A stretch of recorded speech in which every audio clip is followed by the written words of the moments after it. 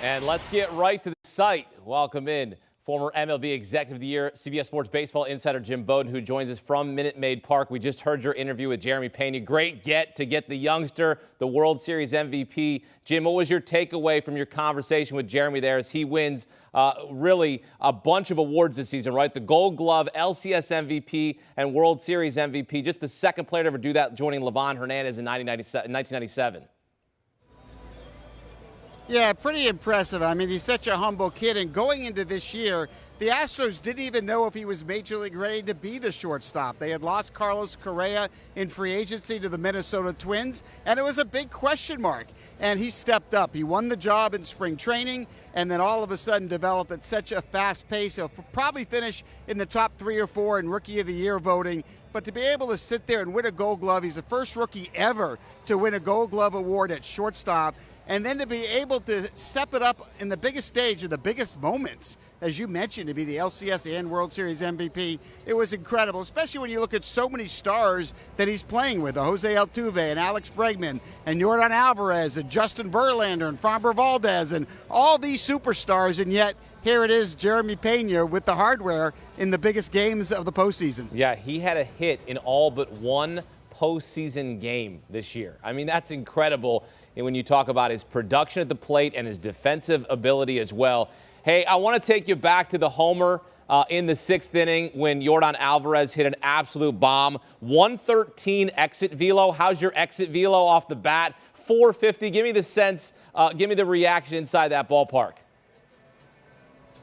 The World Series was won when he swung that bat. You know, Kyle Schwarber had given the Phillies a 1-0 lead with a home run. He, of course, led the National League in the regular season in homers. And Alvarez has been relatively quiet in the World Series, although he was the one that single-handedly took the Astros past the Mariners with the 2 big home runs against them. But when he came to the plate and he hit that absolute bomb over the batter's eye, 450, it was a rocket.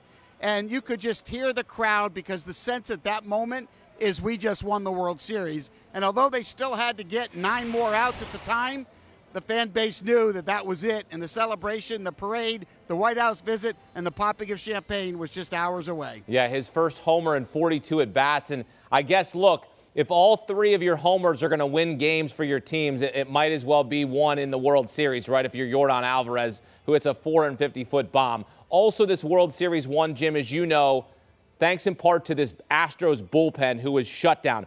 They gave up 5 earned runs the entire postseason. 5 in the entire postseason, 2 in the World Series. I mean, that is the definition of lockdown bullpen.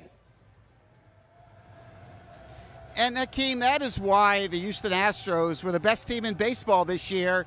And it's not often that the best team in baseball actually wins the World Series. But in 2022, we were fortunate because the best team did win the World Series. And when the MVP award went to Jeremy Pena, there were a lot of people that considered Ryan Pressly for that, as dominant as he has been in the postseason closing games, and the job that Brian Abreu had done, and Rafael Montero, and Hector Neris had done, and Ryan Stanek had done. This pitching staff was by far the deepest in Major League Baseball. It was by far the best of all 30 teams, and they performed to the biggest stage in the biggest moments, and now they have a World Series to their name. Yeah, Ryan Pressly, 0 zippy earned runs allowed in 11 innings this postseason. You could have given him the World Series MVP. He was deserving just as well as Jeremy Pena.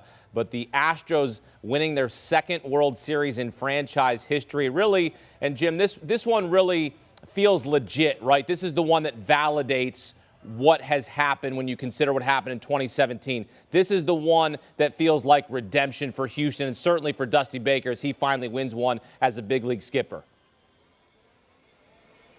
Yeah, and for Dusty Baker, he becomes the oldest manager in the history of the sport to win a world championship, surpassing Jack McKeon, who won a world championship for David Sampson's Marlins team. But Dusty, well loved in this game, and look, he was going to be a Hall of Fame manager whether he won it or not, but this was the final thing to his career that he had never done, and he was able to do it. And he's a player's manager. He is beloved by teammates and really everybody throughout baseball. But the way he handled this team in the regular season and the postseason, I give him a lot of credit, Akeem, because he adjusted, right? The way he managed here in the biggest games, the last 2 games of the season, was a difference maker. And you could tell he had learned a lot from his previous experiences in Washington, Cincinnati, San Francisco, and Chicago.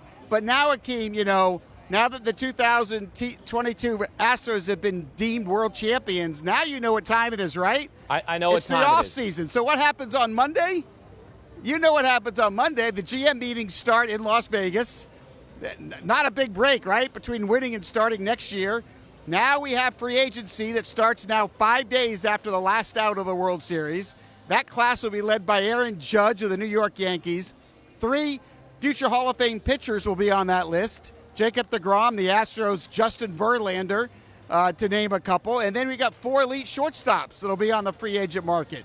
Carlos Correa, Xander Bogaerts, Dansby Swanson, and Trey Turner. So the offseason begins on Monday, so let the Astros celebrate tonight and tomorrow. And then Monday morning, Akeem, now we start on 2023. A bevy of big names on the market as we look ahead to free agency. But, man, what a season it was. And also the last time we're going to see the shift. So see you later, shift. It was nice to know you. Also, we say see you later, Jim. But, man, hey, heck of a postseason out of you. It was a privilege to work with you throughout the World Series. You did a heck of a job tracking down interviews and doing a day's hard work in and out, my friend. Great job from Houston. Appreciate you and the crew. Do you want a sports network that delivers everything that matters about the game? The highlights, the picks, the instant analysis, no yelling, no fake debates, no politics. Hit the subscribe button and never miss a moment.